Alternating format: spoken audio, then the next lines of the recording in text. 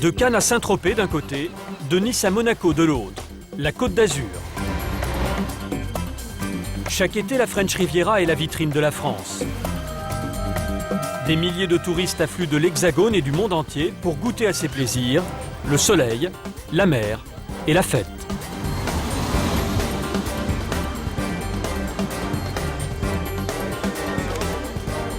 Avec une population qui double pendant l'été, dans une ambiance de fête, de frime, de luxe, d'argent facile, d'extravagance et d'excès en tout genre, ici tout peut arriver. Mais la Côte d'Azur durant l'été, c'est aussi ça. Bagarres, vols, cambriolages, accidents, trafic. Pour explorer l'envers du décor, nous avons suivi des policiers, des gendarmes et des urgentistes du SAMU. Sous tension pendant 2 mois, ils travaillent dans l'ombre pour assurer le bon déroulement des vacances. Un défi au quotidien.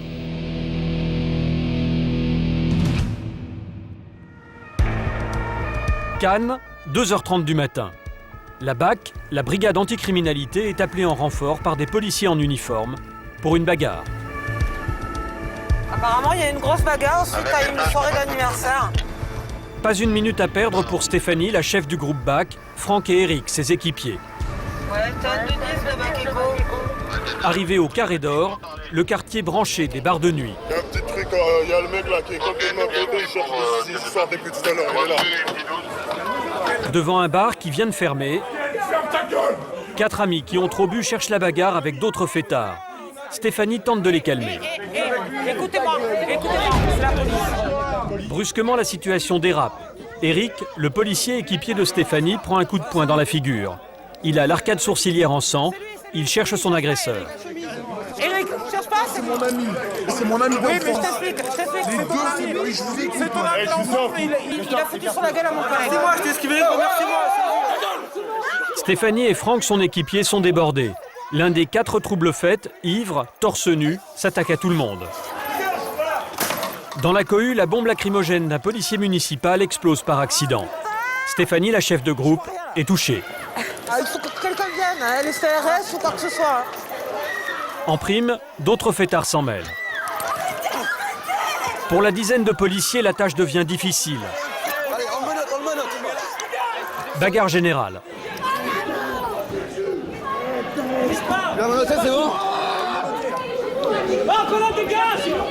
Débordés, les policiers doivent se mettre à 5 pour ceinturer 2 de leurs agresseurs. Plus loin, Franck, l'équipier de Stéphanie, menotte non sans mal l'un des meneurs. Des renforts arrivent encore. Ils sont maintenant plus de 30 entre police secours, la BAC, la police municipale et les CRS. Après 10 minutes d'affrontement, le niveau de violence retombe un peu. Seul un homme résiste encore.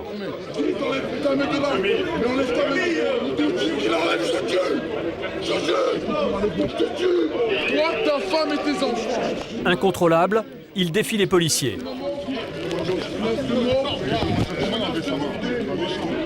Même sa femme ne parvient pas à le calmer. La police l'embarque de force. Même chose pour l'homme torse nu, l'un des plus violents. Trouvez-moi un truc là, j'y vois plus rien déjà. Bilan, 4 hommes interpellés. Côté policier, 5 blessés légers. Stéphanie et son équipe s'en sortent bien. Ça va?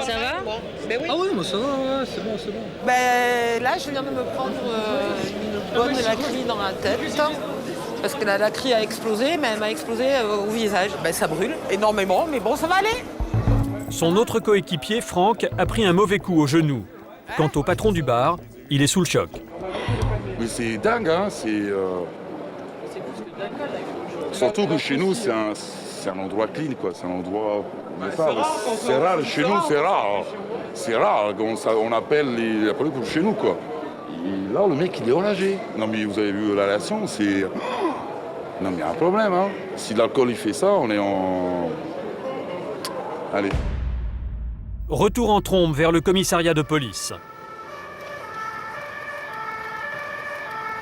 Allez, avance. Les 4 interpellés sont placés en garde à vue pour 48 heures. Pas ta tête là, s'il te plaît. Là, je fais souffler, je le rentre en garde à vue, après on se débarrassera. C'est bon? C'est bon, ça À va. tout à l'heure. Mon avocat. Je vais le voir, je vais lui faire enfermer. L'avocat, tu le verras quand tu auras dessoulé. Donc tu veux vendre et le médecin il va te voir, c'est obligatoire. Je suis sous là. Oui, regarde, t'as soufflé à 0,80. Multiplié à 2, ça fait 1,6 g. L'homme torse nu est mis en cellule de dégrisement pour la nuit. Avec les 3 autres interpellés, il comparaîtra au tribunal de grâce dans 3 jours. Il risque jusqu'à 7 ans de prison et 100 000 € d'amende. Pour les policiers de Cannes, cette bagarre est la première de l'été. Mais elle reste exceptionnelle par sa violence. À Cannes, en quelques années, la délinquance a chuté de près de 50%. Une police omniprésente, 229 caméras vidéo réparties dans toute la ville. Cannes est une ville sous haute surveillance, surtout l'été.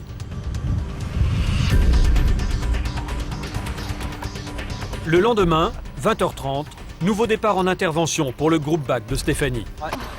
On part sur un voleur interpellé dans un magasin. Interpellé par les gens Par les caissiers en fait. Il aurait volé quoi, on sait? Des paires de lunettes.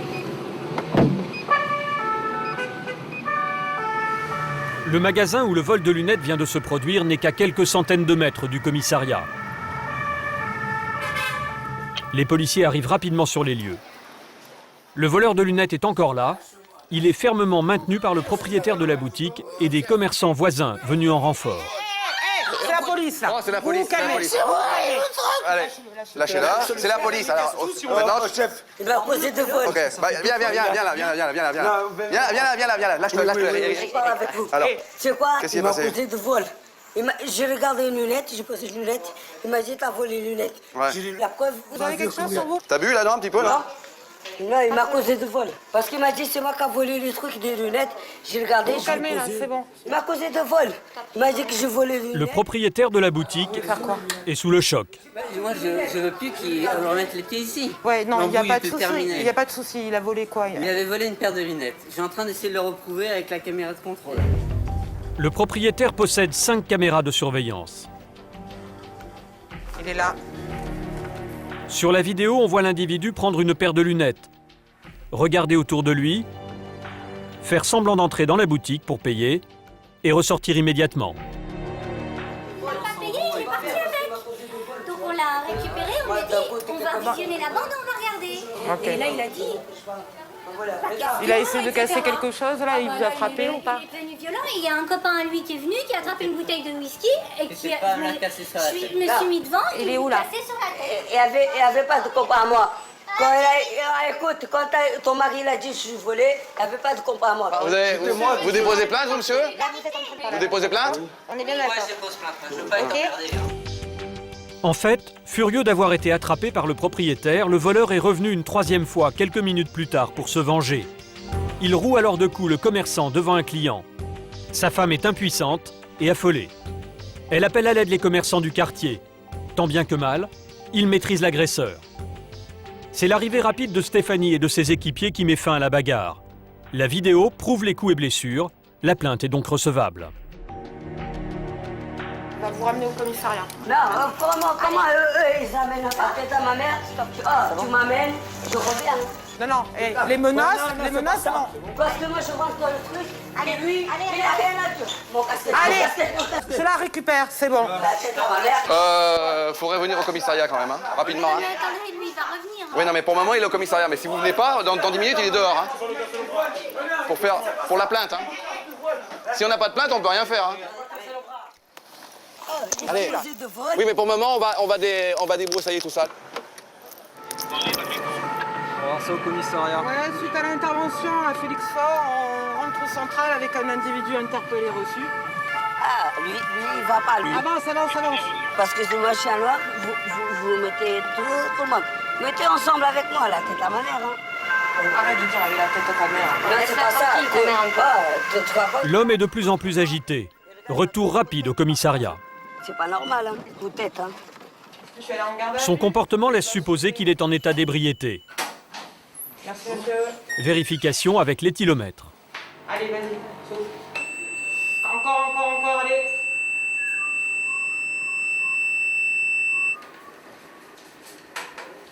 Il a 0,42. Par rapport à l'éthylo, il faut multiplier par 2 pour avoir le taux d'alcool. C'est Ouais, il est à 0,84, mais bon, c'est pas non plus en état vraiment d'ébriété ou d'ivresse, donc ça tiendra pas. Un taux d'alcoolémie insuffisant, un délit mineur. Seule la plainte pour coups et violences peut justifier une condamnation. Il y a l'effet de violence par rapport au gérant du magasin, puisque dans les vidéos on voit bien qu'il prend des coups et que le gars revient 3 fois, quoi. Il y a, la 2e et 3e fois, c'est pas pour lui dire bonjour. À Cannes, l'omniprésence des caméras de surveillance permet de résoudre rapidement ce type d'affaires. Mais le propriétaire, lui, est encore sous le choc. Ma femme est terrorisée, parce qu'il a dit qu'il reviendrait avec des bandes.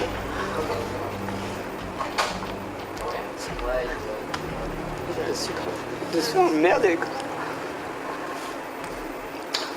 Jusqu'à 23 heures.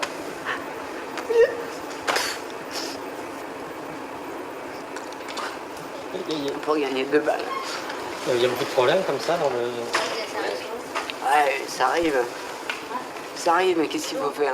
Un jour, ça va se passer mal, comme j'expliquais. Moi, je l'aurais lâché. Heureusement qu'ils étaient là pour m'aider. J'étais tout seul. J'avais réussi à le prendre par derrière. Qu'est-ce que je faisais? Je le lâchais, il me fracassait. Et je l'aurais serré, et je le tuais, le gars. Ça aussi.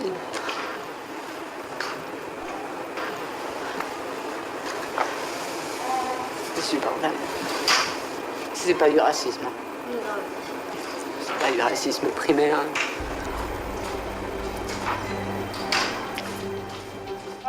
Le voleur, lui, continue de nier les faits. Il est pourtant récidiviste, sous le coup d'une peine de prison de 5 mois avec sursis pour des faits similaires. La tête en main, je te touche 60. Jugé en comparution immédiate 2 jours plus tard, il a cette fois-ci été condamné à 6 mois de prison ferme. À quelques kilomètres de Cannes, Nice, 4 millions de touristes par an. La ville la plus fréquentée de la Côte d'Azur. Nous sommes début juillet. Nice accueille ses premiers vacanciers venus de toute l'Europe. Cette saison encore, les équipes du SAMU de Nice sont sur le qui-vive 24 heures sur 24. Pendant 2 mois, ils ne vont pas arrêter. Accidents, brûlures, coups de chaleur, noyades et autres malaises. Avec une moyenne de 18 interventions par jour pour les sauveteurs de l'urgence, l'été est un défi quotidien. Cet après-midi, le Mistral s'est levé. Les secouristes sont en alerte. Avec des rafales à plus de 70 km/h et des creux de 2 mètres, la Méditerranée se transforme en piège redoutable. Mais pour les touristes, difficile de résister à un tel spectacle. Urgence de l'hôpital Saint-Roch. Le docteur Gilbert Bodino a 50 ans. Il est médecin au SAMU de Nice depuis 23 ans. Il est 15 h. Pour Gilbert, premier départ en intervention de l'après-midi. Direction le bord de mer, la promenade des Anglais. Motif du départ, une noyade. Il y a urgence.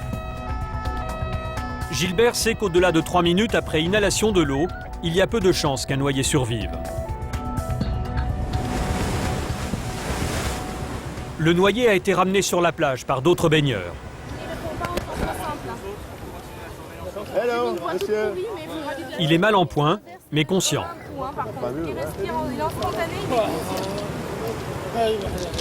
C'est pas les lyriques. Hein? Il n'y a personne qui le connaît a priori, lui. Tout seul. Monsieur. Ah. Qu'est-ce qui vous arrive? Oui, ça va? Je vais prendre le mien. Ah. Ah, il était dans l'eau en tout cas, ça c'est sûr. Hein. Vous avez envie de vomir? Allez-y, vomissez, vomissez. L'homme a frôlé la mort. Pris dans des remous à quelques mètres du rivage, entraîné vers le fond de l'eau, il a paniqué. Lolo, tu as des compresses, quelque chose? Parce que... On va nettoyer un peu. Quelque chose dans le nez qui va aller jusque dans l'estomac pour enlever l'eau. Hein. D'accord, c'est pas très agréable, hein. Mais il faut le faire. Avalez, avalez. Avalez comme un gros spaghetti. Première urgence pour Gilbert, expulser l'eau que le noyé a dans l'estomac pour éviter l'étouffement. C'est pas très agréable. Avalez, avalez. Avalez. Avalez. Avalez. Comme un spaghetti, comme un spaghetti. Voilà. C'est bien, c'est bien. C'est super pour nous. Et ça va être bien pour vous aussi. L'homme retrouve ses esprits. Voilà, ça va bien. Vous parlez français? Oui. Ah. Bonjour. Vous êtes français? Oui, non, algérien. D'accord, ok. L'homme âgé de 25 ans a eu de la chance. Cette femme, au maillot de bain rouge, a participé à son sauvetage. C'est elle qui lui a donné les premiers soins. Le monsieur a été ressorti de l'eau par des spectateurs qui l'ont sorti de l'eau, était inconscient et il a vomi. Et donc nous, on a commencé à le prendre en charge quand il était inconscient. Vous êtes infirmière, vous êtes médecin? Je suis médecin au SAMU. Je profitais de ma journée à la plage. Sans son intervention, l'homme serait mort. On vous met sur le matelas, on va vous transporter dans l'ambulance. Vers moi et on va vous mettre sur un matelas pour pouvoir transporter. Pour Gilbert, c'est la première intervention pour noyade cet été. Ah, ça, c'est typiquement la pathologie estivale. Hein. Aujourd'hui, en plus, hein, c'est un jour de grand vent, hein, la mer est bien démontée. Donc c'est vraiment le jour idéal pour les noyades. Hein. Plus bas, plus bas. Allez. Nice a failli connaître son premier drame de la saison. Sur la plage, le drapeau rouge est hissé. Toute baignade est interdite jusqu'à nouvel ordre. Aujourd'hui, un homme a été sauvé, mais la fin n'est pas toujours aussi heureuse pour les équipes du SAMU. Cet été en France, entre juin et juillet, 62 personnes sont mortes noyées en mer.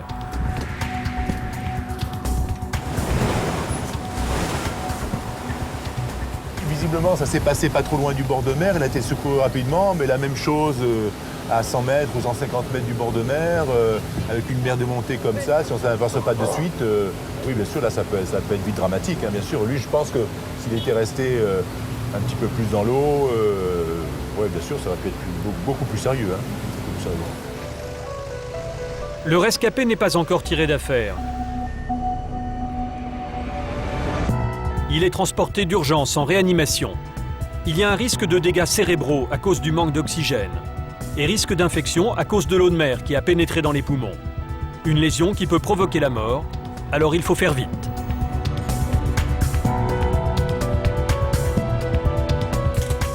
Arrivé à l'hôpital, le travail de Gilbert s'arrête là. Comme pour tous les médecins du SAMU, un diagnostic, les premiers soins, et il passe le relais, prêt à repartir. Ce qui peut être plutôt embêtant pour nous, c'est la succession comme ça d'interventions lourdes, stressantes malgré tout. Hein. Mais en même temps, on sécrète l'adrénaline, c'est un métier qui nous plaît, et on fait ça pour faire de l'urgence et pour faire de l'urgence lourde. Donc on fait ça pour ça, et donc en même temps, c'est ce qui nous tient dans le métier. Hein. Aujourd'hui, l'intervention finit bien. Mais pour les équipes du SAMU, l'été ne fait que commencer.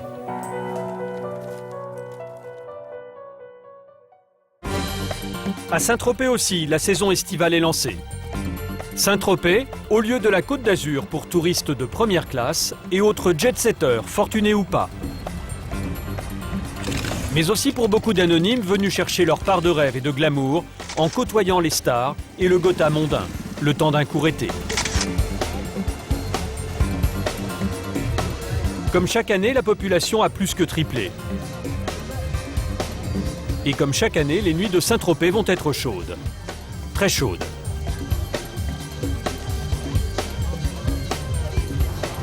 Il est 23h, nous sommes vendredi soir.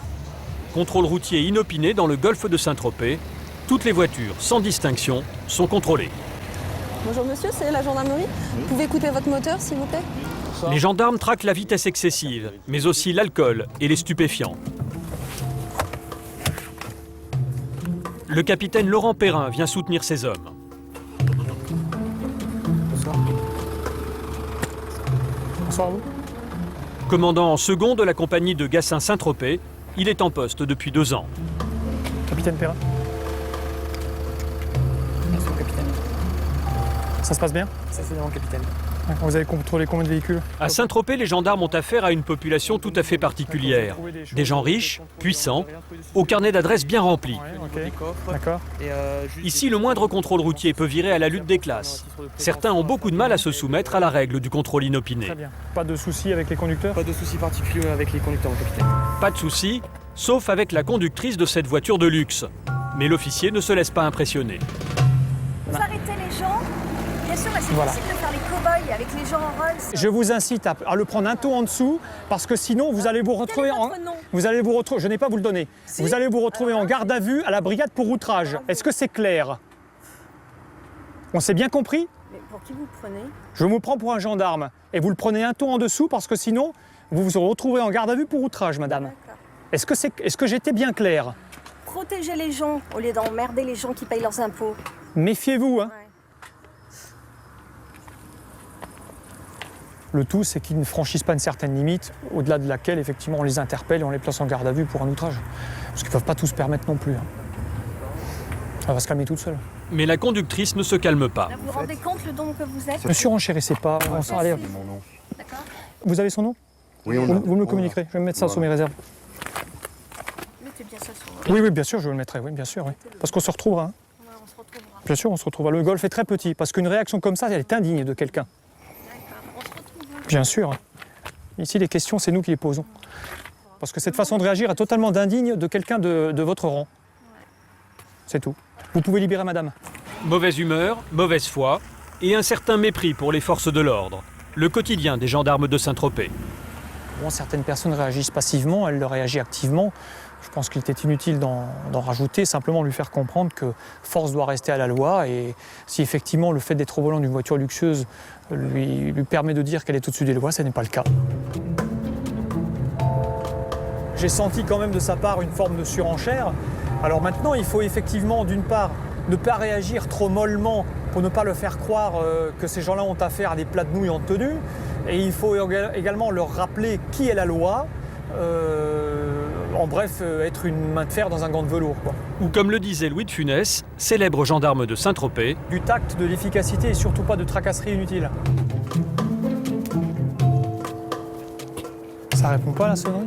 Le capitaine Perrin a rejoint une patrouille de gendarmerie qui vient d'être appelée pour un tapage nocturne. Derrière ce portail, une villa de milliardaires. Vous êtes déjà venu ici, chef? Non, ça me dit quelque chose. En fait, on nous a signalé un tapage nocturne assez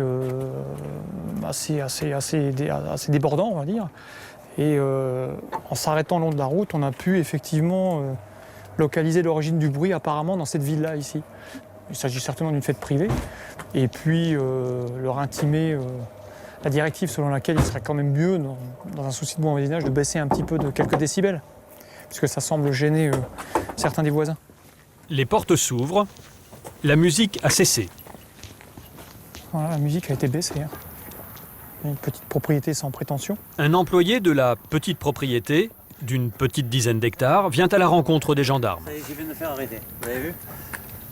Vous êtes monsieur? Monsieur, je travaille ici, moi. D'accord. C'est la propriété de qui ici? Monsieur. D'accord. Ok. Vous voulez voir madame? Il y a madame. Oui, volontiers. Vous voyez, vous avez le cas où quelqu'un a compris instantanément le motif de notre présence, donc la musique s'est arrêtée, le bruit s'est arrêté et tout va certainement rentrer dans l'ordre. On est, je pense, en présence du parfait contre-exemple de la personne de tout à l'heure. Ce que j'appelle un PCI, un phénomène de compréhension instantanée. C'est la propriétaire milliardaire qui les reçoit. Bonsoir madame. Comme la cavalerie, on arrive toujours en retard. Merci. Comme Colombo, jamais en service. Cette fois-ci, le capitaine et ses hommes sont courtoisement accueillis. Non. Merci beaucoup. Non, je voulais venir vous voir parce que bon, il y a beaucoup de plaintes concernant le voisinage. Tous nos voisins étaient ici. On a eu une dizaine de plaintes à la brigade, donc on nous a dit de venir.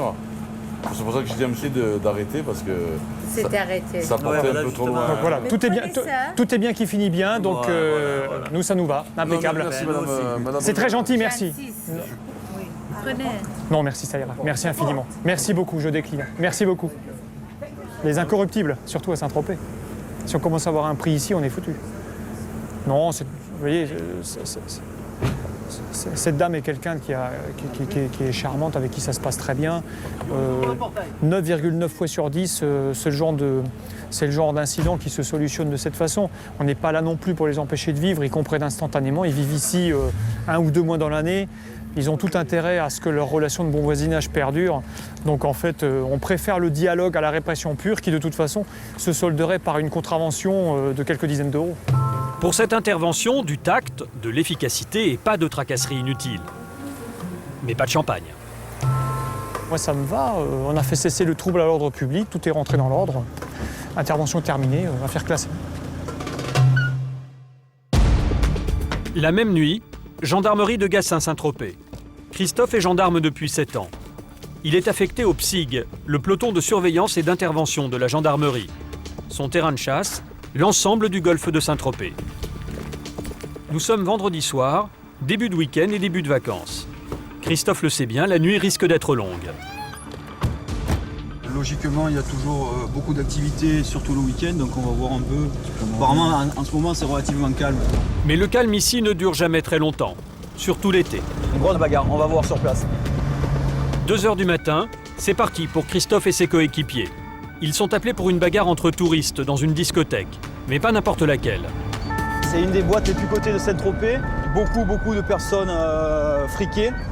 Des personnes qui ne rechignent pas à claquer 2, 3, 4 000 euros la soirée. Donc c'est encore une intervention assez compliquée à gérer. Ce qui est parfois compliqué à Saint-Tropez, c'est que les gendarmes se frottent à une délinquance estivale bien particulière. Toute la nuit, Christophe et ses collègues se confrontent aux frasques de la jeunesse dorée et des grandes fortunes. Les querelles d'ivrogne opposent souvent des jeunes gens de bonne famille.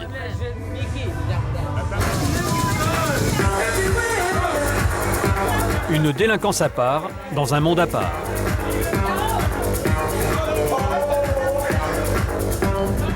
La bagarre n'a pas eu lieu dans la boîte de nuit, mais devant, dans la rue.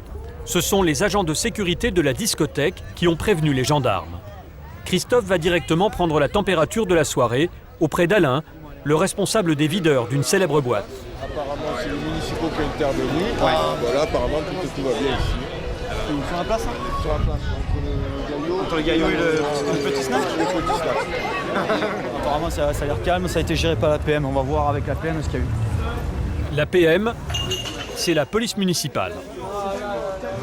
C'est pas ça. On s'explique qu'on était pas cyniques, on était en voiture. Du coup, on a vu un mec arriver là dans cette direction et apparemment, ce monsieur là-bas qui a cité en sang, il a cherché la bagarre, ils ont été sortis. Il est mon ami, il est un bon gars, il est un bon gars. Non, mais lui, c'est un bon gars. Non, c'est pas le problème. Le monsieur qui est là-bas, vous le connaissez? Non, je le connais pas. Monsieur, J'ai rien à prouver. monsieur, levez-vous s'il vous plaît. C'était quoi le problème? Quel problème il y a eu avec l'autre monsieur? Aucune idée. Ah ben, si c'est vous qui avez tapé, c'est que vous avez quand même une idée pourquoi vous l'avez tapé. C'est moi qui ai tapé. Je sais pas, c'est ce que nous dit, donc je voudrais bien savoir ce qui s'est dit. Eh ben, aucune idée. Qui c'est qui a frappé? Difficile de comprendre qui a fait quoi. Frappé en premier. Apparemment, ça c'est lui. C'est lui. Et après il a chargé. Christophe règle rapidement le problème, à sa manière. On va couper court parce que sinon jusqu'à demain matin on est encore là. Ce monsieur est en état d'ébriété sur la voie publique. Il a causé un trouble à l'ordre public. Soit ce monsieur rentre sur Mandelieu, soit il vient dormir à la gendarmerie avec nous ce soir. Le jeune touriste italien ne demande pas son reste et entraîne son ami à l'écart.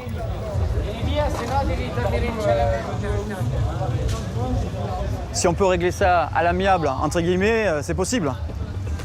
Pascal, calme.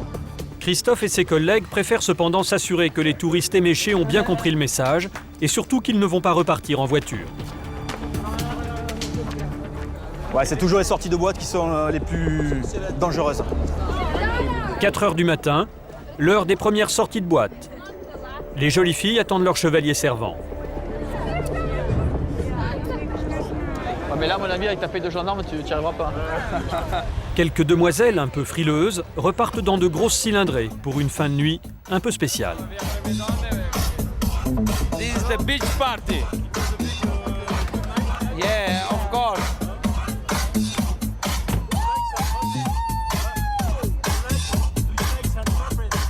Saint-Tropez, I love.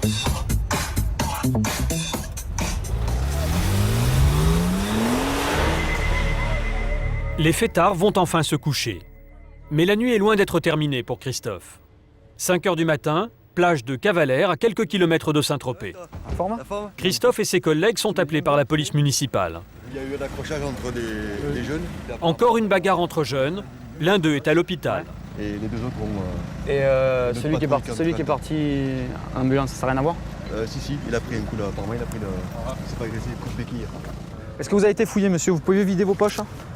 J'ai été fouillé, j'ai rentré dans les chaussettes, j'ai rajouté. Ça, on le refera à la brigade. Bien, pas de soucis, on y va. Ok, on y va. Donc vous montez avec mes collègues. Vous allez, monsieur? Monsieur, si vous avez rien fait, Je crois que c'est du sang, ça. Du quoi? C'est pas du sang, ça? Ah, je crois. Et où? Là. Et alors, ça veut dire que j'ai tapé? Monter avec mes collègues. On va faire une vérification. Vous connaissez? Le jeune homme à la béquille est immédiatement embarqué à la gendarmerie de Cavalère. Il y a un souci? Son complice, lui, est moins coopératif. Apparemment, il a bu. Vous habitez où? Je vis pas là. Ouais, chargez-le parce que dans 5 minutes... Ce que tu fais, au pire, tu dis à Laurent qu'il peut lui relever une IPM à lui. IPM, ivresse publique manifeste. L'insulte ne plaît pas à Christophe. Monsieur, mais videz vite vos poches parce que je sens que ça va mal tourner. Non, ça va pas Non, mais mal moi tourner. je vous le dis, ça va mal tourner. Videz vos poches. De quoi? Ton boulot, je connais le mien. Non, déjà, tu me tutoies pas et après ça va bien se passer. Arrête de faire le bouillant parce que moi je te refroidir, je te le dis. Et j'ai pas besoin des collègues. Voilà. Plus rien, ça c'est moi qui vais le voir, si t'as quelque chose ou pas. À 6 h du matin, plus question pour Christophe de tergiverser. Il donne dans l'efficacité. La palpation est énergique. De quoi montrer son autorité et calmer très vite tout esprit de rébellion. C'est bon, vous pouvez le charger. Ah mais il faut tout de suite calmer, après ça se passe beaucoup mieux. Sachant que le monsieur est alcoolisé et qu'il a causé un trouble à l'ordre public, on va faire une vérification d'identité à la brigade. Nous, on va se transporter sur le pôle de santé pour vérifier l'ITT de la personne agressée. L'ITT, interruption temporaire de travail. Si la victime porte plainte, sa durée d'incapacité de travail sera prise en compte au tribunal pour établir la peine de l'agresseur. Bonjour. Est-ce qu'on pourrait voir la personne qui a été blessée? Il est en pédiatrie. Pédiatrie? Il a quel âge? Non, il est grand. Bonsoir. Vous pouvez nous expliquer un peu ce qui s'est passé? Alors, je vais vous expliquer. On était sur la plage. Il y a un gars qui a chauffé un de mes copains. Je l'ai poussé, je fais touche pas à mon pote. Et d'un coup, il y a. Calmez-vous, ne levez pas les bras. Donc, il y a une personne d'origine maghrébine. Lequel? Celui qui a une béquille? Celui qui avait les béquilles. Celui qui a la casquette à l'envers? Voilà. D'accord. Qui m'a frappé avec sa béquille. Et j'ai un gros coup derrière la nuque. Donc, je l'aurais pris, je pense, 5 cm plus bas. Je crois que je ne serais pas à l'heure d'aujourd'hui à vous répondre. D'accord, donc il a été interpellé de toute façon. Ouais. Donc vous désirez déposer plainte, c'est sûr et certain? Ouais, on m'a frappé comme un lâche par derrière, et ça j'accepte pas. D'accord, on va attendre que le médecin fasse vous ausculte, nous dise si vous avez une ITT ou pas, et par la suite je préviendrai la brigade. Ok? Ok. Gendarmerie de Cavalère, contrôle d'alcoolémie du jeune homme à la béquille. Je vous explique un truc. Je suis pas bourré, je sais ce que je dis, votre machine elle marche pas, depuis tout à l'heure je souffre.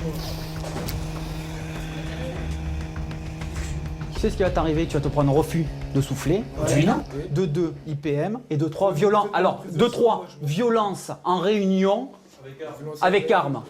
Alors je vais te dire un truc, violence en réunion avec arme, c'est la farlède directement. Comme ça au moins c'est réglé. Alors je te le dis, tu souffles. Tant que je te dis pas d'arrêter, tu souffles. On va rire. Vas-y, souffle. Jusqu'au bout, jusqu'à ce que les traits arrivent là. Le jeune homme fait semblant de souffler dans l'éthylomètre.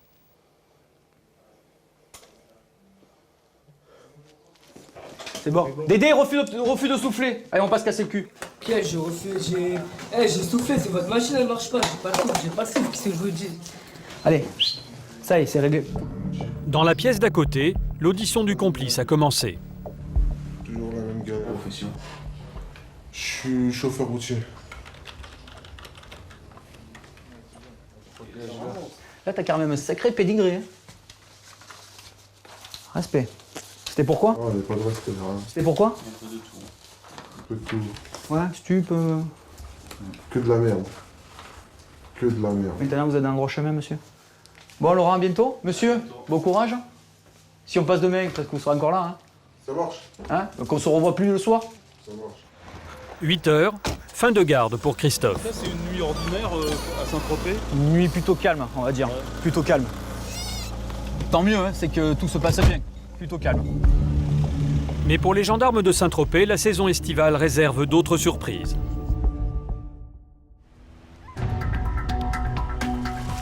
Le lendemain, retour à Nice.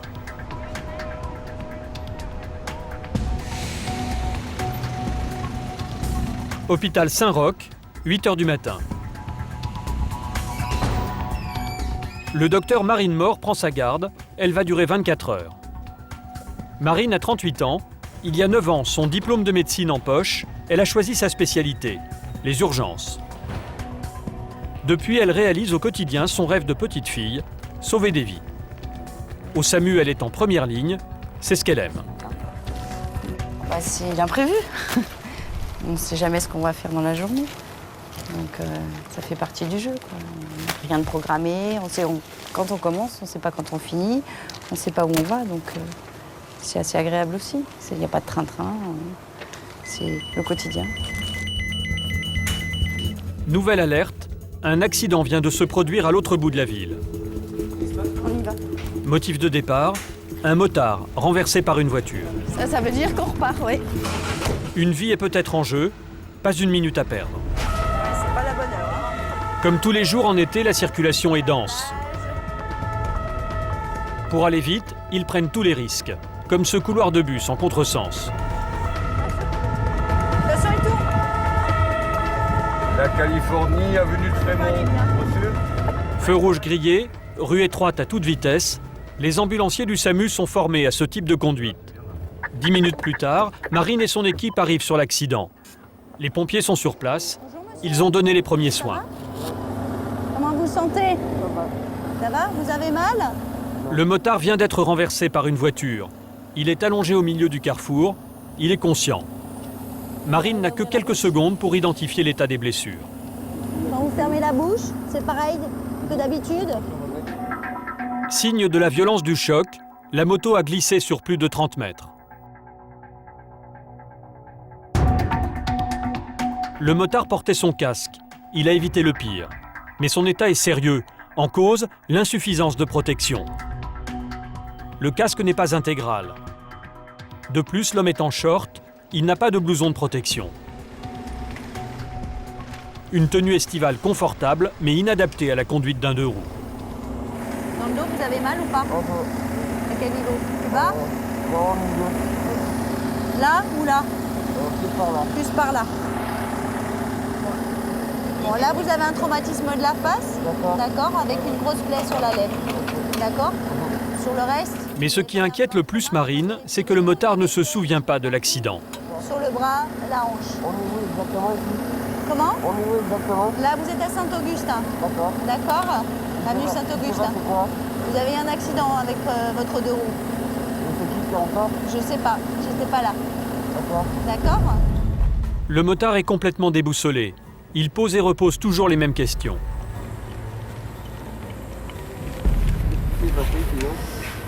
On peut pas vous dire, monsieur, on n'était pas là quand vous avez eu votre accident. On est où exactement? Mais, comme tout à l'heure, je vous disais au boulevard Saint-Augustin.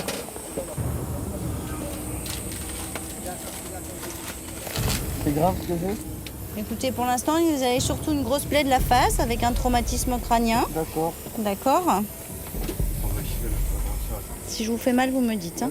Une partie de la lèvre est arrachée, conséquence de l'absence de mentonnière du casque. Ça, je viens d'acheter la moto.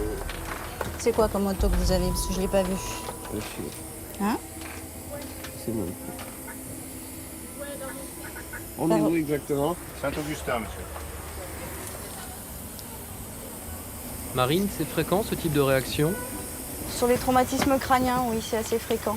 Hein, ils ont oublié ce qui s'est passé. Et la question revient en boucle tout le temps parce qu'ils ne fixent pas l'instant. Pour Marine, c'est ce traumatisme qui pose problème. Il y a les blessures qui se voient et celles qui ne se voient pas. Elles peuvent faire basculer l'intervention à tout moment. L'homme est peut-être en danger de mort. Il doit être transporté d'urgence à l'hôpital Saint-Roch. Le dernier vaccin, vous en rappelez pas? Tétanos?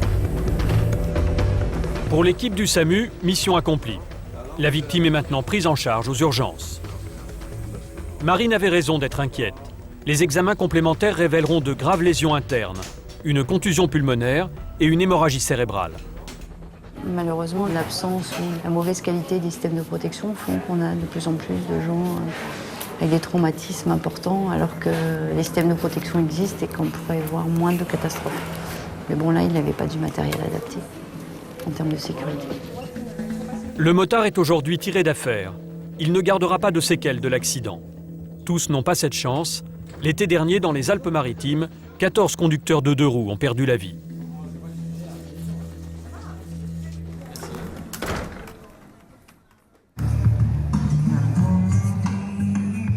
Le même jour à Cannes, sur le bord de mer. Manu et Ludo sont des policiers de la BAC, la brigade anticriminalité.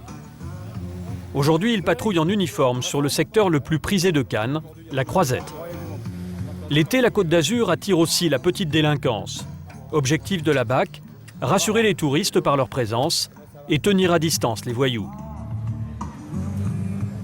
Manu est chef de groupe. Il est dans la police depuis 23 ans. Après 16 années de police secours et de BAC à Paris, il est affecté à Cannes depuis 7 ans. Ici, il connaît beaucoup de monde. Ah bah, les gens qui sont toujours dans la rue, ouais, on les connaît, hein, en bien comme en mal. Les commerçants, ouais. Le contact avec la rue, c'est super important pour les policiers de terrain. On reste en contact avec les gens qui peuvent avoir besoin de nous, qui peuvent nous renseigner. Toujours. 17h, Manu et Ludo sont appelés pour une intervention à la gare de Cannes. Un contrôleur vient de subir une agression dans un TGV en provenance de Lille. Des policiers en civil du groupe BAC de Manu sont déjà sur place. Ils attendent l'arrivée du train pour cueillir l'agresseur. On a très peu d'informations, mais le contrôleur du train, Lille-Nice, se serait fait agresser et l'individu serait dans le train. Comme nous, on n'a aucun élément de recherche, on va bloquer la voiture dans laquelle il est censé être et on va demander au contrôleur de nous le désigner. Quoi? Qui fait quoi? Je s'occupe de la victime. Nous, on bloque, eux, ils vont récupérer le... On bloque la 18, non? Voilà. Le TGV Lille-Nice entre en gare. On bloque la 18 et Ludo il se barre. 18 là. Les policiers doivent agir vite. Ils n'ont que 3 minutes avant que le train ne reparte pour Nice. Reste à trouver l'agresseur avant qu'il ne s'enfuit. Monsieur là, bonjour, c'est la police. On va vous demander de patienter un petit moment avant de descendre du train, s'il vous plaît. Toutes les femmes et les personnes âgées peuvent descendre. L'homme à la casquette, c'est le contrôleur du train. C'est lui qui a été agressé. Vous nous le désignez, vous les avez vus? C'est quoi comme agression? Qu'est-ce qui s'est passé? Apparemment, il y a 2 Polacks qui sont là. Menace de mort. Ils vont menacer de nous planter un testin. Bouteille dans l'arrière du crâne. Selon le contrôleur, 2 jeunes sans titre de transport l'ont menacé de mort parce qu'ils voulaient les verbaliser. Il les désigne à Manu. C'est lui et lui. Allez, ils vont descendre de toute façon. Allez, go. Prenez vos affaires. Je vous dis simplement, je vais pas me répéter, d'accord? Prenez vos affaires et terminez. Prendre vos affaires et terminez. Ah, mais c'est pas quoi pour que vous mettez les menaces? Tu vas le savoir. Vous me mettiez les menaces. On est dans le dos, monsieur. Ouais. Non, moi, j'ai pas manqué de respect, j'avais pas de type de transport. On va discuter ça. C'est pas un manque de respect, c'est des menaces de mort. Menace de mort? Ouais. Une menace de mort, c'est un délit. Attendez, monsieur, juste un truc. Hein. Dites bien que c'est pas moi qui ai pas fait de menace. On verra ça là-bas. Manu veut comprendre ce qui s'est passé dans le train. Donc c'est lui, qu'est-ce qu'il a fait? Lui, il a juste pas de billet. Il a juste pas de billet. Voilà. Donc il sort du train quand même. Oui, bien sûr. Bon, allez, on y va. Bon, allez, tais-toi. Les 2 jeunes hommes n'ont ni titre de transport, ni papier d'identité. Doucement, doucement. Oh. Là, j'ai ma clavicule qui va se déboîter, mais tu me comptes. Malgré leurs protestations, les 2 touristes mauvais payeurs sont conduits au poste de police pour un contrôle approfondi. Ils veulent se faire des vacances à pas cher, ils commencent par prendre le train sans billet. Et puis quand ils sont contrôlés par le personnel de la SNCF, c'est la bagarre, les menaces, la violence tout de suite. Ils sont en défaut et en plus ils la ramènent.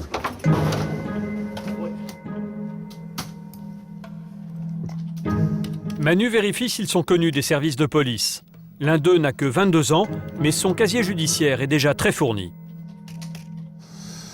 Violence volontaire, c'est une norme de 15 ans. Violence volontaire, vol simple, menace d'atteinte contre dépositaire de l'autorité publique. Tiens, c'est pas la première fois que ça lui arrive. Mais si tu... comment ça s'appelle? Menace contre dépositaire... Encore? Vol avec préparation, usage de stupes, outrage agent de la force publique, outrage agent de la force publique, rébellion, par les d'alarme, extorsion, menace... Ils doivent être ensemble, là, quand tu fais les conneries. Outrage agent de la force... Tiens, il y en a des outrages. Voilà marrant. Le jeune homme réalise qu'il risque gros. Il craque. C'est le genre de tourisme que vous n'aimez pas voir sur... Ça ne nous apporte pas grand-chose, à part des ennuis. Suite à l'audition, l'auteur des menaces envers le contrôleur a été déféré. Il sera jugé dans 1 mois. Avec ses antécédents, il risque 3 ans de prison. Le second, qui n'a pas payé son titre de transport, est lui reparti avec une simple amende de la SNCF.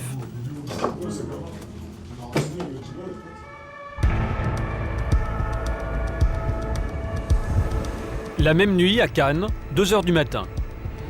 Nouveau départ en intervention pour Stéphanie, Franck et Eric, le groupe BAC. Et de nouveau direction le Carré d'Or, le quartier animé des nuits cannoises. C'est encore un patron de bar qui sollicite leur aide. Un de ses clients a trop bu, il refuse de payer ses consommations. Et en plus, il réclame d'autres verres. Le client, c'est l'homme au t-shirt blanc, un touriste hollandais. À la vue des policiers, il tente de rentrer dans le bar, mais le patron le repousse violemment. La BAC tente alors d'immobiliser le Hollandais. Le touriste est saoul, il ne se laisse pas faire. Il mord Stéphanie à la cheville. Franck le frappe pour lui faire lâcher prise. Ouais, il m'a mordu dans le verre. La blessure au cuir chevelu est impressionnante, mais elle est superficielle. L'homme continue de se débattre malgré tout. Impressionnés, des clients du bar prennent parti pour le Hollandais.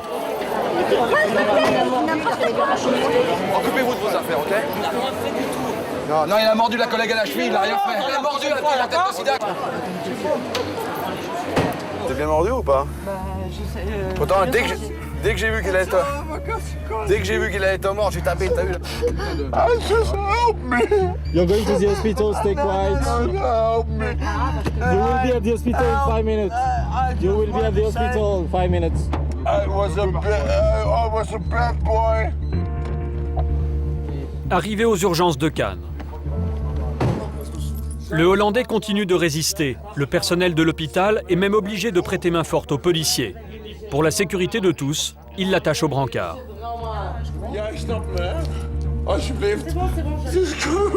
Stéphanie, elle, se fait soigner la cheville. Là, il m'a niaqué la main. Ah non, mais moi je l'ai vu, et moi j'étais juste en face, j'étais à 1 mètre de lui, je l'ai vu, et dès qu'il a mordu, j'ai commencé à taper. Au départ, on ne tapait pas, il était... J'ai dit, si lui, il arrache la main. Franck est visiblement perturbé par l'incident. Stéphanie est blessée au tendon. Quant au touriste, il est maintenant plus calme.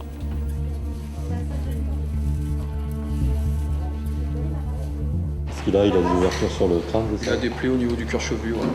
Il préfère le garder en observation vu qu'il est très excité. Et puis voilà, il préfère, par mesure de sécurité, le garder là. T'as rien de particulier ou... Alors je vais être sous antibio. Elle va être sous antibio. Voilà, et apparemment il m'a touché au niveau des tendons et des nerfs. Et donc du coup, pendant 2-3 jours, je vais avoir mal, mais rien de bien méchant. Stéphanie est tout de même troublée. C'est la 2e fois qu'elle est blessée depuis le début de l'été. En ce moment, ouais, je sais pas, il doit y avoir une grande folie sur Cannes, avec tous les touristes et tout. Le touriste hollandais va passer la nuit à l'hôpital. Il sera entendu demain.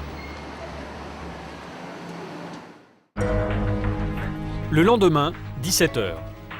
Après plus de 10 heures de dégrisement, le touriste hollandais est auditionné par un officier de police judiciaire.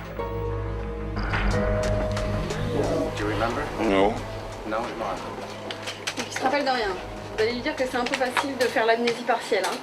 Donc plus il va faire l'amnésie, plus il va rester ici. Hein. Le traducteur est un interprète agréé par le tribunal.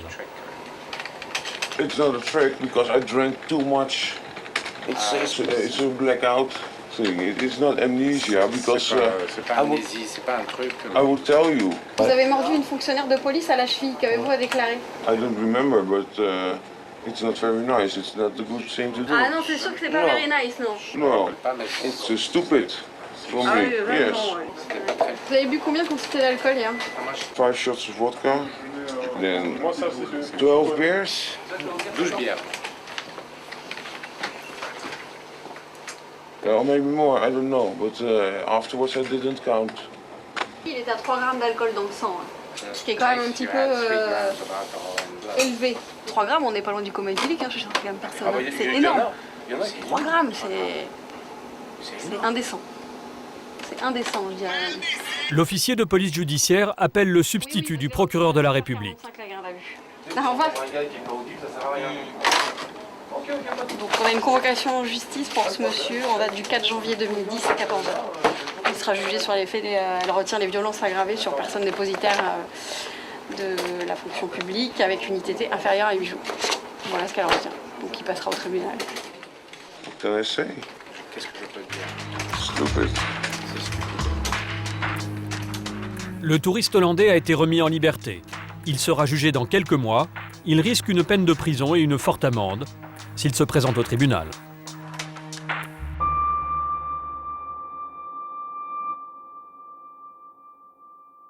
« 22h, gendarmerie de Grimaud, dans le golfe de Saint-Tropez. Départ en patrouille pour Christian, gendarme depuis 30 ans, et Julie, sa jeune collègue stagiaire. À peine 5 minutes de ronde, première intervention. Putain. Feu de poubelle à Picard. Ah, il y en a derrière, il y en a. Ah ouais. Ah, les pelles. Attends, je vais me mettre là, devant le Picard. Ouais, non, pas trop près avec la voiture. Ouais, mais on n'a pas d'extincteur, on n'a rien du tout. Nous intervenons sur un feu de poubelle. Ouais, les pompiers, il faut envoyer des équipes là, juste derrière Picard. Et derrière ED, il y a des feux de poubelle. Ok. Et c'est en train de cramer, il y a des cons qui se sont amusés à foutre les feux aux poubelles partout. Alors donc on sait pas trop ce qu'il y a et on verra. Hein, pas du tout. Ok, nous on est déjà sur place. Deux feux à quelques mètres d'intervalle menacent plusieurs commerces d'une galerie marchande. Il y a risque de propagation. Dans la poubelle, il y avait quelque chose. Tout est en train de fondre. Et on ne sait pas s'il y a des matières inflammables ou quoi. Là, la toiture est en train de prendre feu. L'incendie prend de l'ampleur. Mais Christian et Julie ne sont pas équipés pour combattre le feu. S'approcher sans protection peut être dangereux. Là, on ne peut rien faire. On n'a même pas d'extincteur dans le véhicule pour éteindre le feu. On ne peut pas intervenir. Juste sécuriser les lieux pour pas qu'il y ait de blessés ou autre. Il y a la toiture qui est toute en bois. Ouais, bah, j'y peux rien, moi. Là, tout le monde est prévenu. Tant qu'ils sont pas là, on peut rien faire. Hein. Bon, ils arrivent ou quoi? Moment de panique pour Christian et Julie. Des policiers municipaux arrivent à leur tour. Non, mais là, ça va pas loin avec ça. Mais eux non plus ne peuvent rien contre les flammes. Dépêchez-vous les gars parce qu'il y a des vitres, à mon avis, ça va peut-être faire péter. Il y a deux feux, cagette et... Allez, ok, ça marche. A tout de suite les gars. Si vous étiez partis ou pas? Les pompiers sont déjà en route, pour le feu, mais Christian s'impatiente. C'est bon, les pompiers, c'est bon. Allez, à tout de suite. Ah ouais, c'est le feu, c'est bon, c'est bon. Lève-là les pompiers!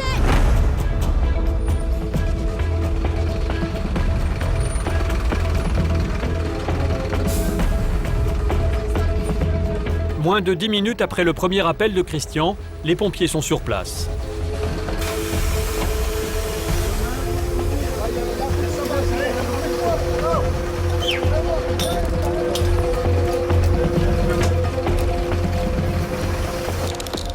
Même pour un feu de poubelle, les risques sont réels. Dans les containers en flammes, il peut y avoir des bouteilles de gaz, des détergents ou des déchets toxiques. Il y a risque d'explosion. Deux départs de feu au même endroit, normalement c'est volontaire. Hein. C'est vraiment des petits cons. L'incendie est maîtrisé. Les gendarmes vont maintenant pouvoir faire leur travail, tenter de relever des indices et comprendre comment le feu s'est déclaré. Qu'est-ce qui s'amuse à allumer ces feux là? Malheureusement, des inconscients qui passent leur temps à espérer qu'on soit occupé ailleurs, peut-être pour faire d'autres larcins, on n'en sait rien. Est-ce que vous avez le numéro de portable de... On essaye de joindre tous les responsables. Christian n'arrive pas à joindre les propriétaires du magasin. C'est bon, je suis alimenté. Problème, les soldats du feu ne peuvent pas accéder à l'intérieur des bâtiments. Pour le moment, impossible de vérifier que le feu n'a pas pris dans les commerces. Regarde, il aurait voulu s'amuser le mec. Hein. Il fout le feu aux palettes ici, ça part sous l'arbre. Là, on est plus mal déjà.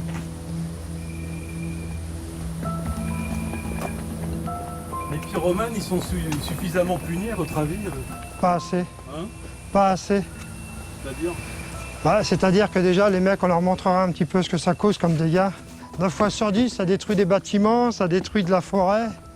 Malheureusement, quand il y a des gros incendies, il en arrive souvent. Il y a toujours au moins 1 ou 2 victimes. Et là, moi, j'estime qu'ils sont jamais assez punis. Mais bon, après, c'est pas moi qui décide. Christian n'est pas amer pour autant. Vous, ça vous plaît comme métier? Ça fait 30 ans que je suis dedans, donc ça devrait aller. Près du bâtiment, les pompiers ont fait une découverte. Une bouteille. peut-être de l'essence. Elle a été trouvée où, celle-là? Attends, elle a été trouvée où? Ouvre le bouchon pour sentir, tu verras bien si c'est de l'essence ou pas. Elle était là. Où ça? Elle était là, ici. Là, là? Voilà. Elle n'a pas été touchée par les pompiers. Pour eux, c'est sûrement de l'essence. Bah, vu la couleur, c'est pas impossible. L'hypothèse se confirme, c'est bien de l'essence.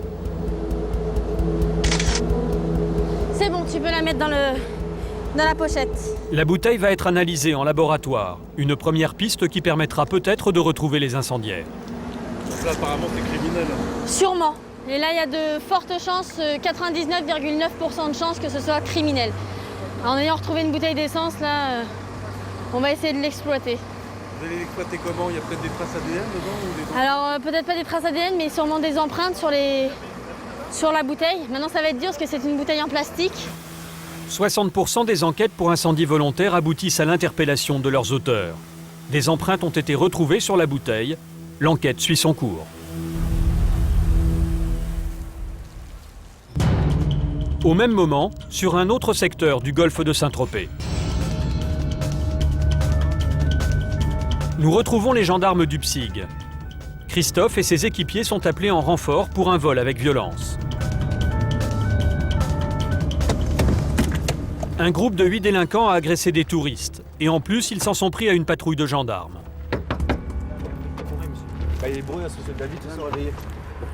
Dans la voiture, 2 jeunes qui font partie du groupe d'agresseurs. Les autres ont pris la fuite. Celui qui est allongé à l'arrière est complètement ivre. Christophe veut en savoir plus.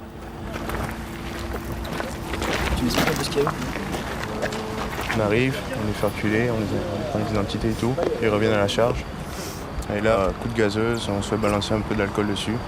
3 minutes plus tard, ils attaquent des touristes anglais, volent à l'arrache en fait.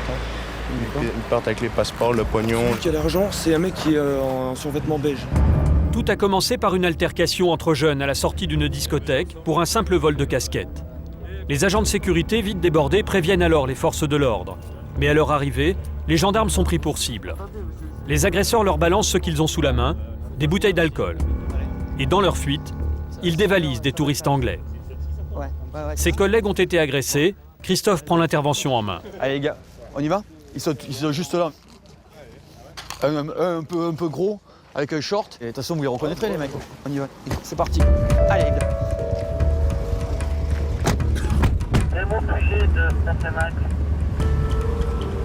Début de la traque des 6 fuyards. Christophe est sur la bonne piste. Bonjour messieurs. Des touristes suisses les ont vus s'enfuir. Ils sont partis dans la forêt? Ouais. Juste 100 mètres, 200 mètres. Voilà. Là. Deux? Un mince et un gros. Un mince et un gros? Ouais. Ils ont traversé la route et puis ils sont allés à gauche. Un mince et un gros, la description correspond. Demande de renfort immédiat. On a rencontré un groupe de suisses qui apparemment ont rencontré les 2 individus qui seraient partis dans la forêt. Est-ce que tu peux nous rejoindre? On arrive en plus. Ok, vous pouvez y aller messieurs, je vous remercie. Donc vous m'avez dit juste à droite là? Oui. Les renforts arrivent. Parmi eux, un des gendarmes agressés. Au bout d'un moment, après, c'est les marécages, ils passeront pas. C'est eux là-bas, c'est eux. Prends un véhicule. Les fuyards sont repérés en lisière de forêt.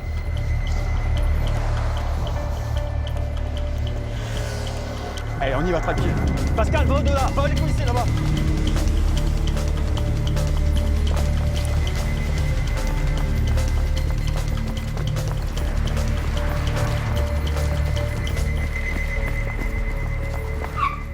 Va au sol. Au sol. Oh. Au sol. Va au sol, je te dis vite. Au sol. Au sol. Au sol. Toi aussi au sol. Va au sol. Je vais arriver, c'est bon. Je vais arriver, le mot, c'est pas le mot. Allez, va là-bas. Va là-bas. La tête au sol. Hein? On va voir. Mettez le main, on croit. On croit. Fouille-les. Oh. 4 jeunes sont interpellés. Il en manque encore 2. Ça correspond? Non, mais c'est eux qui nous ont balancé un truc sur la gueule tout à l'heure. Violence à réunion sur agent de la force publique. Moi? Je t'ai balancé quelque chose, moi? T'étais avec tous tes copains. Mais moi, je t'ai balancé quelque chose? Non. Non, moi, je t'ai pas balancé. Cyril? ni violence. Vous vérifiez à l'intérieur des sacoches. Vous leur virez les sacoches, vous vérifiez ce qu'ils ont dans les sacoches. Quelque chose ou pas? Je l'ai pas touché, ton collègue. Est-ce que vous avez du stupéfiant sur vous, messieurs? Non, rien du tout. Des feuilles. Vous êtes venu comment? Moi, je suis venu avec 2 Anglaises que j'avais jamais vues. D'accord, ok.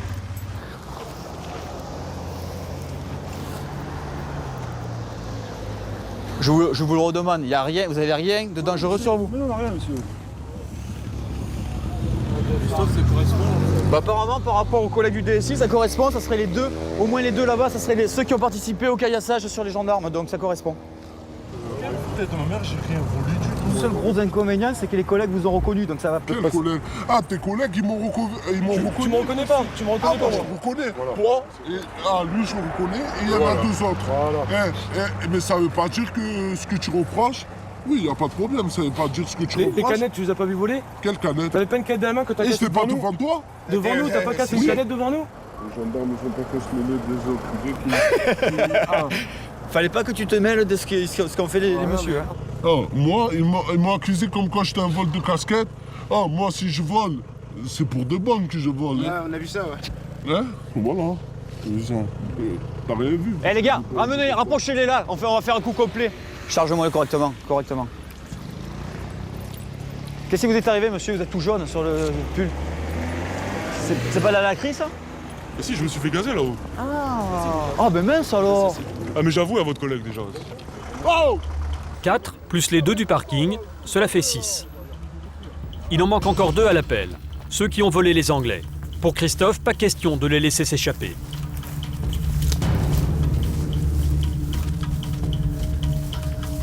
Les gars, ils sont partis dans les vignes là. Tiens, regarde là-bas. Ah, t'es gendarmerie! Ah! Au sol! Au sol! C'est bon? Allonge-toi. Les mains dans le dos. 1 de plus. Mais il n'a rien sur lui. Ni l'argent, ni les passeports dérobés aux Anglais.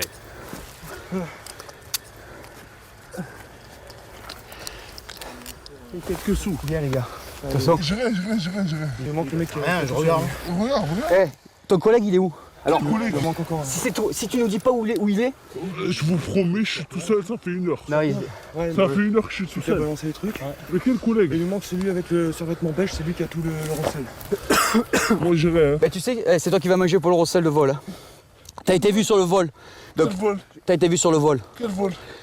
Des Anglais. Donc y a pas de problème, allez. Venez. Assieds-toi. T'inquiète, pas de soucis. Le jeune homme nie tout en bloc. Peu importe, Christophe a suffisamment d'éléments pour l'interpeller. Il est emmené manu militari.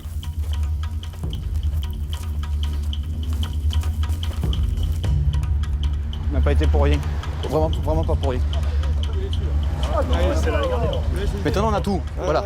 Donc ce qu'on fait, il a manqué apparemment un ou deux. Écoute, on va rester comme ça. Hein.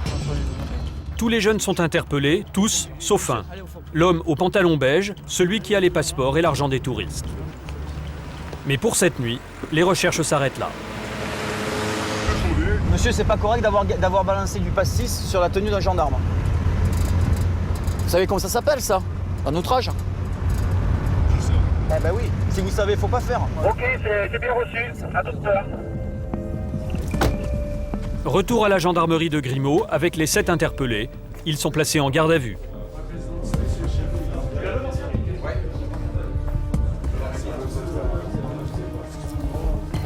On notifie tous les gardes à vue. On fait visite médicale d'office. Donc Martial fait la réquise, on les met tous sur le même réquise. Pas de problème. Après il faut le rétransporter, je me débrouille. On a reconnu ceux qui nous ont balancé des trucs sur la gueule et tout. Et chronologiquement, de toute façon ils sont tous mis en garde à vue pour vol de violence en réunion. Hein. Ok. Si on est tranquille, on verra par la suite. Donc là on va les transporter au pôle de santé pour les faire visiter en vue de leur garde à vue. On va aller au pôle de santé vous faire visiter. On va à l'hôpital. Les 7 interpellés ont été auditionnés le soir même. Remis en liberté sur décision du parquet, ils seront convoqués prochainement par la justice. Les plus impliqués risquent plusieurs mois d'emprisonnement pour avoir agressé les forces de l'ordre. Le 8e homme, lui, court toujours. Il n'a pas été dénoncé par ses complices.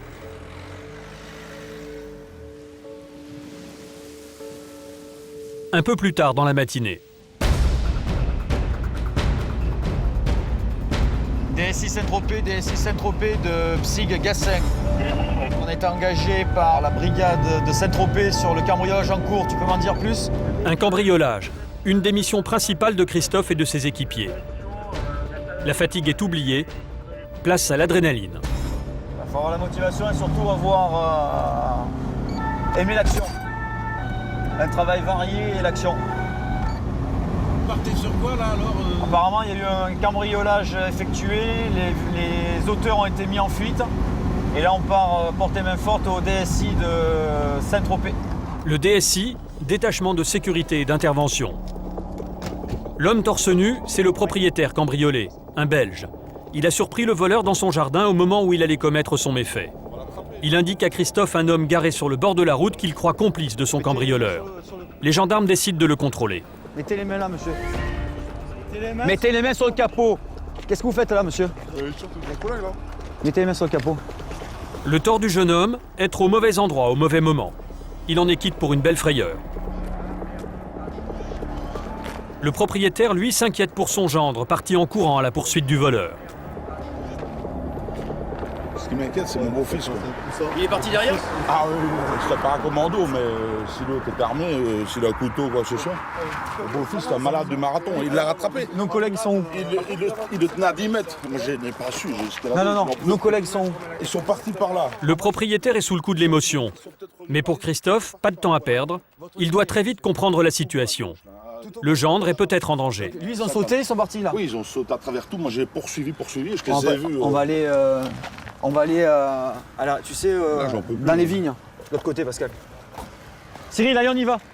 Mon beau-fils est torse nu, voilà. Lui, torse nu. Est-ce que vous avez la description du type? Chemise, voilà. Une chemise grise, il courait, jeans. Et il est sorti de la Bastide Sainte-Anne, quoi. Donc il est sorti de la villa de derrière. Allez, dedans, monsieur. Ok, on va... Je sais pas ce qu'il faisait là. Mais on a pris les renseignements. S'il a quelque chose à voir... On va essayer de le prendre par revers. Reçu? Ouais, c'est bien reçu. T'as eu la description, apparemment jeans et chemise grise. C'est tout ce qu'on a pour le moment. Par contre, il y a son gendre qui est parti au cul du malfaiteur dans les vignes. En fait, torse nu. Donc faut pas se tromper. Ok? Ouais, c'est-à-dire que c'est juste une information. Le genre, on n'a pas de nouvelles. Exact, on n'a plus aucune nouvelle et on n'a rien du tout là. Rien du tout. Vous avez une chance de l'avoir là, dans votre avis? À mon avis, ça va être assez compliqué. Ça va être assez compliqué, mais bon, qui ne tente rien n'a rien. T'as été voir la voiture ou pas? Ces gendarmes sont aussi à la poursuite du cambrioleur. Ce sont eux qui ont demandé l'aide du groupe de Christophe. La zone de recherche est vaste, peu de chances de le retrouver sans renfort. Description? Ouais, chemise là, c'est ça. Chemise grise ouverte.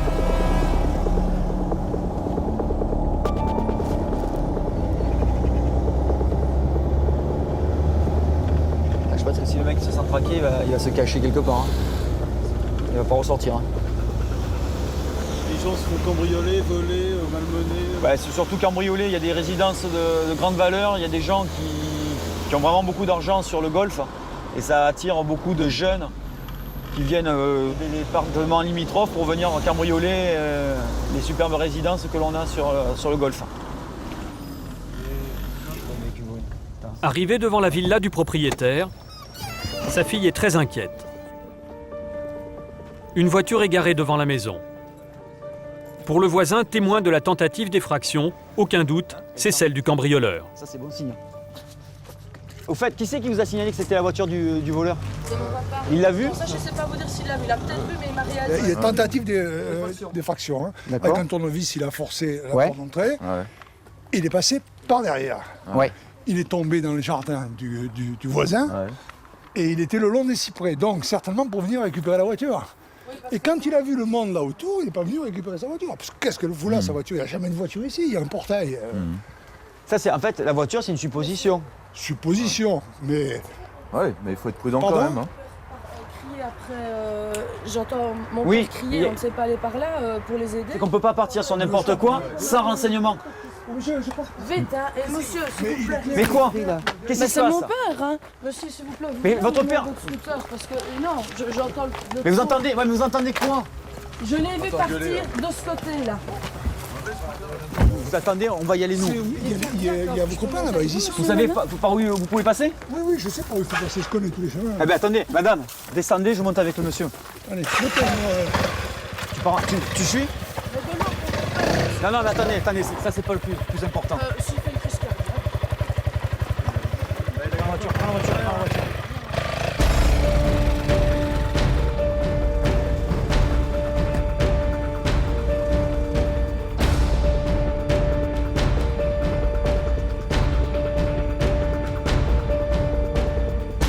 Le père est toujours à la poursuite de son cambrioleur.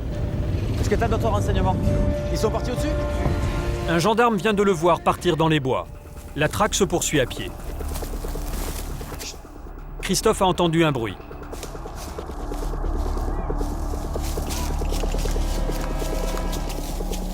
Il est où? Vous êtes le gendre de... Ok. Ce n'est pas le voleur, mais le gendre du propriétaire. Les gendarmes sont sur la bonne piste. Ils ont trouvé un indice. C'est Schmitt, j'ai là, mec. Dogman, c'est un mec torse nu. Ouais. Tu l'as trouvé où? Ici, là, Ah ben on monte. Il a passé. Tu touches rien, le t-shirt vous le touchez pas les gars. Une chemise grise qui correspond au signalement. L'étau se resserre sur le fugitif. Pour ça, à mon avis, on va pas redescendre. Hein.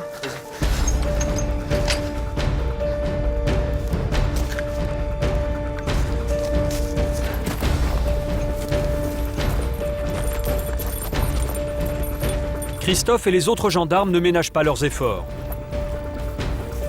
Les moindres bosquets, taillis et recoins sont explorés. Mais à ce jeu du chat et de la souris, cette fois-ci, le cambrioleur se montre plus fort.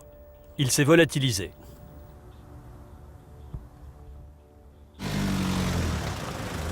Retour à la brigade de Saint-Tropez. Vous n'avez pas réussi à attraper le cambrioleur? On a juste retrouvé apparemment sa chemise qu'il a laissée dans la colline. On va l'amener à la brigade pour éventuellement voir s'il y a de l'ADN dessus, s'ils peuvent faire relever. La garde de Christophe touche à sa fin.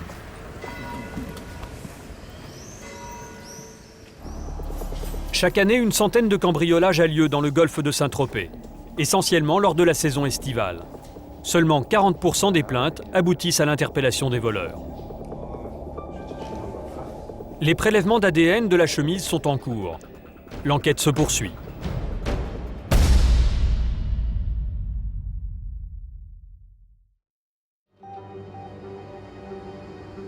Palais de justice de Grasse. Aujourd'hui sont jugés les 4 agresseurs qui ont provoqué la bagarre générale à la sortie d'un bar de nuit de Cannes, dans laquelle 5 policiers ont été blessés. Ici, l'affaire fait grand bruit. Et les gros titres de la presse locale. Plusieurs fonctionnaires de police ont porté plainte. Stéphanie, la chef du groupe BAC, est venue les soutenir. Parmi eux, ses 2 collègues, Eric, blessé à l'arcade sourcilière, et Franck, blessé au genou. À quelques minutes de l'audience, tension maximale pour les familles des 4 accusés. 2 comparaissent libres, 2 autres seront appelés à la barre en tant que détenus. Pour Franck, difficile de reconnaître en eux aujourd'hui les agresseurs qu'il a dû affronter. Quand tu les vois sur l'intervention, c'est des furies, et là, bon, c'est des gens normaux, enfin peut-être pas comme nous, mais bon, ouais, c'est des gens normaux qui ont une vie et qui, sous l'effet de l'alcool, deviennent des bêtes. S'il y en a 2 ou 3 qui ne sont pas condamnés, qui ne sont pas incarcérés, non, ça ne me choquera pas. Bon, je pense que ça leur servira de leçon, il y aura des dommages et intérêts, des choses comme ça. Bon. Début d'audience, nous ne sommes pas autorisés à filmer. La question que tout le monde se pose, que va décider le juge? Pour avoir frappé et menacé de mort des policiers, les détenus risquent jusqu'à 7 ans de prison et 100 000 € d'amende.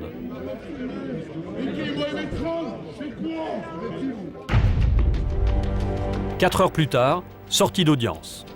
Les familles sont effondrées par le jugement. La sanction est sévère. Le premier prévenu est condamné à 4 mois de prison, avec peine aménageable. Dur, très dur. Pour éviter l'incarcération, il devra plaider sa cause auprès du juge d'application des peines pour qu'il lui accorde un emprisonnement partiel. Exemple, la journée au travail, la nuit en prison. Le deuxième prévenu est condamné à 8 mois de prison avec sursis. Quant aux 2 hommes déjà écroués, ils sont respectivement condamnés à 8 et 4 mois de prison ferme. Une peine forcément trop lourde pour les familles. Je suis sous le coup là, ouais, franchement. Je trouve que c'est lourd. Je n'excuse pas pour autant, mais 8 mois ferme, 3 gars au chômage, je trouve que c'est lourd. Je pense que c'est une mesure exemplaire, quoi. Je dirais ça comme ça. Aucun des 4 condamnés n'a fait appel de la décision de justice. Tous purgent actuellement leur peine. Cannes, mardi 14 juillet. Ce soir, 80 000 spectateurs sont rassemblés sur la Croisette et les hauteurs de la ville pour le traditionnel feu d'artifice. Pour Manu et les hommes de la brigade anticriminalité, une soirée à haut risque, sous haute surveillance. En plus des policiers, 229 caméras scrutent les faits et gestes des spectateurs. Manu est à l'affût, en contact permanent avec ses équipiers. J'essaie de repérer en même temps si je vois des bandes de jeunes là, qui profiteraient de la situation de la foule là, ou essayer de piquer des scooters ou dépouiller les cabanes à sandwich, etc. C'est un peu l'aiguille dans la botte de foin qu'il faut chercher. Manu ne le sait pas encore, mais la nuit va être longue.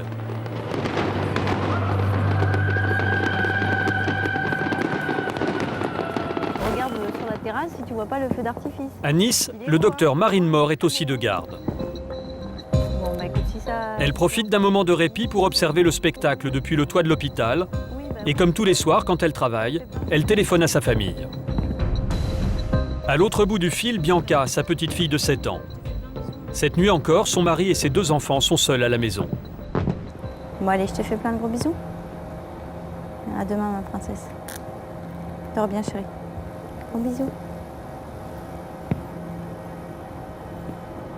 Le petit coup de fil à la famille le soir, c'est indispensable. Ah, c'est indispensable pour eux et c'est indispensable pour moi. Oui. C'est important. Ça montre que même si je suis pas là souvent, je pense souvent à eux. C'est primordial.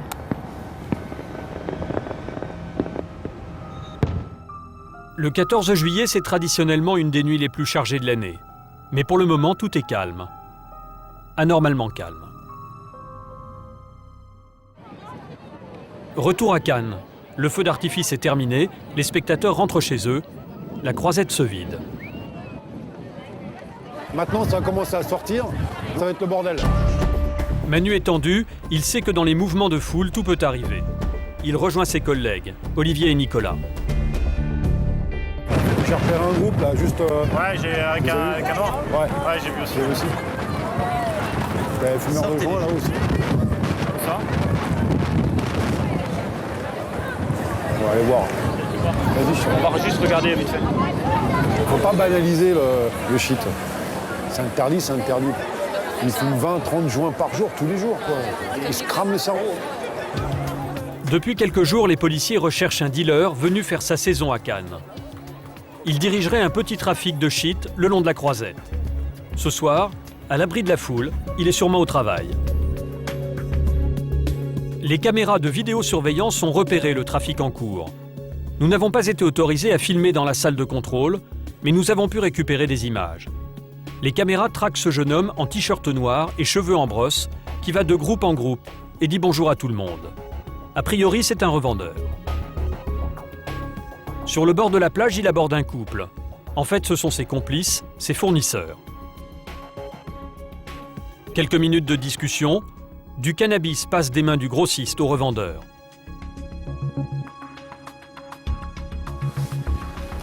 Immédiatement informés par les opérateurs de la vidéosurveillance, écoute, on y va et on te tient au courant. les coéquipiers de Manu se rendent sur les lieux. Donc là, apparemment, pas loin de la boîte, il me parle qu'il y a des escaliers avec des rambardes. Voilà. Il y aurait un couple, un black avec une veste et un t-shirt en dessous, avec des motifs, et une gonzesse, une black avec un chignon. Et ils ont été voir aux caméras, et apparemment, c'est eux qui donneraient aussi le shit, et la femme, elle aurait le shit dans le chignon, parce qu'elle n'arrête pas de se toucher le chignon. Je te laisse faire. Olivier va contrôler le jeune homme. Monsieur, dame, bonjour. C'est la police nationale. Nicolas, lui, s'occupe de la fille au chignon. Vous levez, monsieur? Vous tournez, ne mettez pas les mains dans les poches. Ok. Vous me défaites votre chignon, s'il vous plaît, vous posez vos lunettes. La jeune fille est très calme. Elle prend tout son temps pour défaire son chignon. Mais Nicolas trouve ce qu'il est venu chercher. Du cannabis caché dans les cheveux.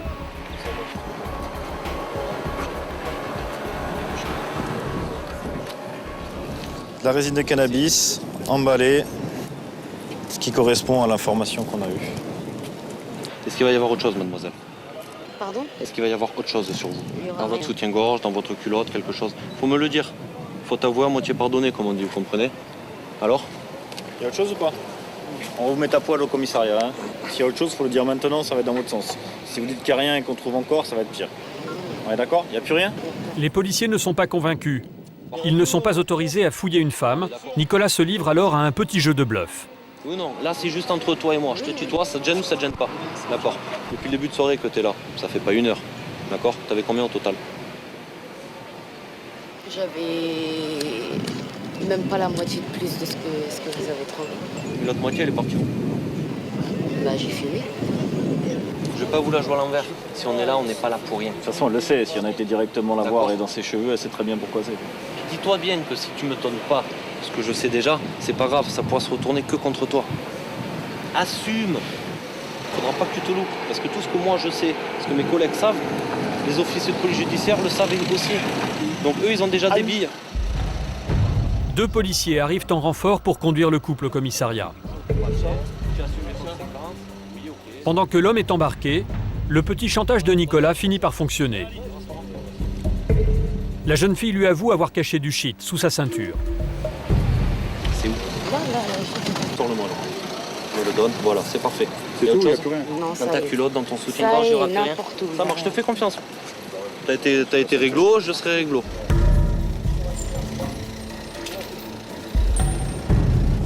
C'est bien. C'est bien, t'as coopéré. On en tiendra compte. Le couple est emmené séparément au commissariat.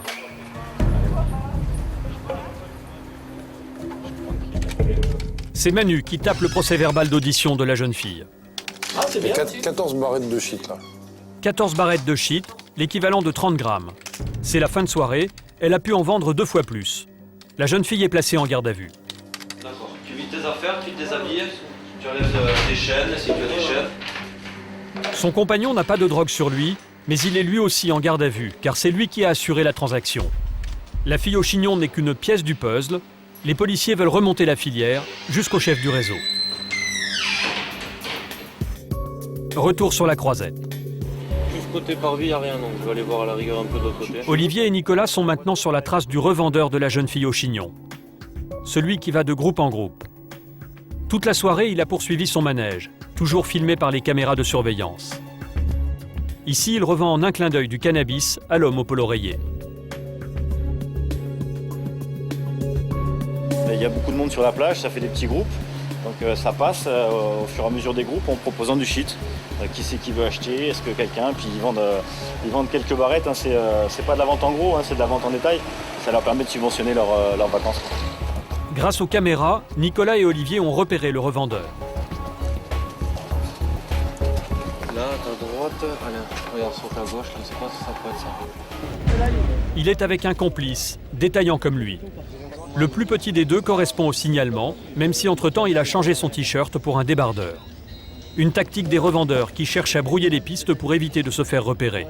Mais cette fois-ci, ça n'a pas fonctionné. Ton prénom, c'est quoi?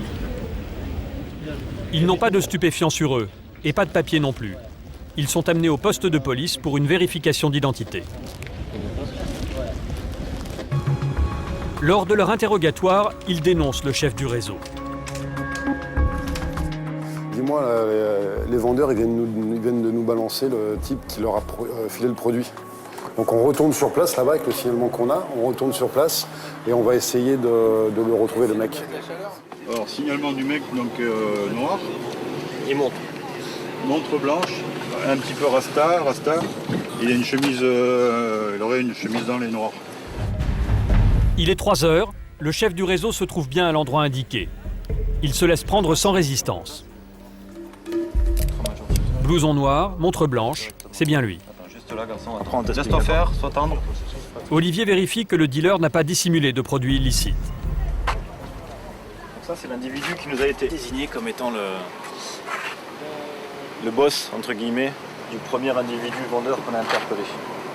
Donc c'est lui qui chapeauterait le petit trafic qu'on vient de mettre à jour. Dernier coup d'œil, au cas où.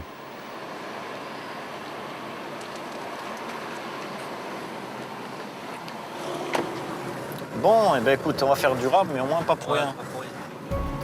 Les policiers sont satisfaits de leur prise. Ils tiennent enfin leur dealer. Vous avez ramené tout le monde, quoi, les gars vous avez fait ça où? Vous faites une opération au filet ce soir, les gars? Par contre, en bas, je veux pas de bazar et vous communiquez pas entre vous en garde à vue. C'est compris? Le démantèlement des microtrafics s'apparente à un travail de fourmi, mais c'est un travail nécessaire. Par leur présence constante sur le terrain, les policiers déstabilisent les réseaux et les empêchent de se fixer.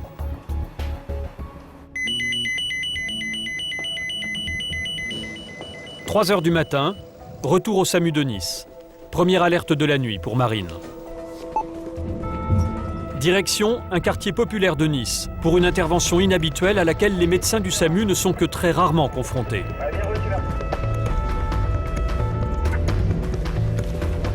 Bonsoir. Ce sont 2 ambulanciers d'une société privée qui ont composé le 15, le numéro d'appel d'urgence médicale du SAMU. Bonsoir. Sur le lit, une jeune femme. Elle est enceinte. On respire bien. Est-ce que vous êtes gêné là? Ça vous fait mal en bas? Oui. Elle a perdu les os il y a une demi-heure. Allez. La jeune femme a des contractions toutes les 2 minutes. Le travail a commencé plus tôt que prévu, 5 jours avant terme. Marine sait qu'elle n'a pas le temps de transporter sa patiente à l'hôpital. Elle n'a pas le choix. L'accouchement doit se faire sur place, sans anesthésie. Venez vers moi. Alors, vous allez descendre un petit peu vos fesses vers moi. Allez. Encore. Qu'est-ce qu'il y a? Écoutez-moi. Respirez. Voilà. On respire. Voilà. Allez. On souffle bien. Il faut respirer pour reprendre des forces là. D'accord? Comme tous les médecins du SAMU, Marine doit être prête à faire face à tout type de situation. C'est bien. Il descend doucement ce bébé. Elle reste calme. Elle est formée pour ça. Je vois les cheveux, d'accord? Le bébé se présente bien.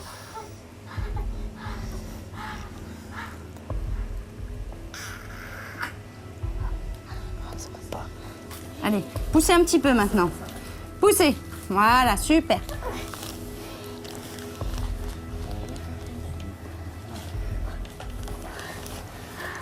Moins de 20 minutes après l'arrivée des secours, et le bébé est déjà là. Non, mets-moi le champ, sur maman. Sur maman. Sur maman le champ. Merci. J'ai pas la longueur. Je vous laisse s'il te plaît. Allez. Allez, mon cœur. Voilà. C'est bien. Et le voilà. Allez. C'est bon. C'est un beau petit garçon que vous avez. Il est super. L'enfant est enveloppé dans une couverture de survie par Patrick, un ancien du SAMU. Ça me va bien, hein? Il est pourtant tout attendri. Alors ça fait quoi, Patrick, de tenir cet enfant? Ça fait quoi, bébé? C'est toujours émouvant, l'accouchement. Voilà. C'est la plus belle chose du monde, ça. Eh oui, ça me va bien, non? Tu le vois? Ouais, je trouve. Ouais, moi aussi. Marine, Oui. ça fait quoi de mettre un enfant au monde? C'est magique. Au moins, on sait pourquoi on est là et à quoi on sert. L'enfant est en bonne santé. Marine doit maintenant s'occuper de la maman. Bon, en tout cas, il est super beau, votre petit garçon. Une hémorragie est toujours possible. Direction la maternité.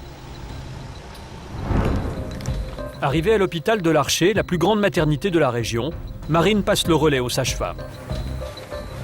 Elle a accouché à 13h45, délivrance à 16h. Ah, 16h, 4h. Je suis un peu déphasée. Être médecin au SAMU, c'est exercer un métier de contraste. Passer de la mort à la vie en un instant. voir un petit bout naître comme ça, c'est une vie qui démarre et puis un instant d'avant, un instant d'après, c'est une vie qui s'arrête. Donc il n'y a pas de logique. C'est comme ça, c'est le cycle de la vie, ce que nous on appelle le cycle de la vie. Cette nuit-là, pas d'autre intervention pour Marine. Pour elle, le 14 juillet cette année a été une fête. Naissance, agression, délinquance, un été fort en rebondissement pour tous les sauveteurs et les forces de l'ordre de la Côte d'Azur.